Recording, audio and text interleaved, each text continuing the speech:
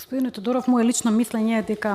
имаме недостаток во специјализации во оваа држава, значи нема медицинска економија или медицинско право и заради тоа понекогаш и е нормално, бидејќи ги немаме, пратениците да не може да оформат правилно мислење, бидејќи се фаќаат на клучни зборови без разлика дали од ревизија или пак од некој друг документ. Кога станува збор, прашањето за ревизија се однесува на реверси. Се однесува на реверси кои што се подпишувани од директор на клиника во вредност која што милионска, односно достигнува и до 7 милиони, надминувајќи ја рамката на договорот со анекси кои што биле самостално и без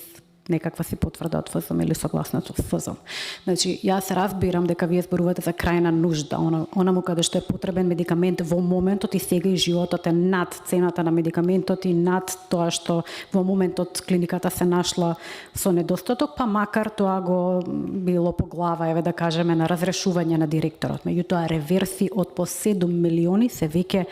сосема друг амбиент на реверси, нели?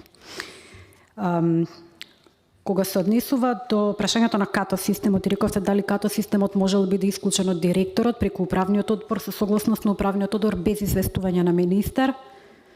јас би се осврнала на членот 92В, во кој што постои став дека директорот мора за исклучување на одредена опрема да го извести министерот за здравство најдоцна во рок од 24 часа, што значи дека министерот кој што Венко Филипче, кој што кажа дека не знаел за ситуацијата со исклучување на КАТО системот, како и многу други работи. Не знам, не е во согласност со Законот за здравствена заштита.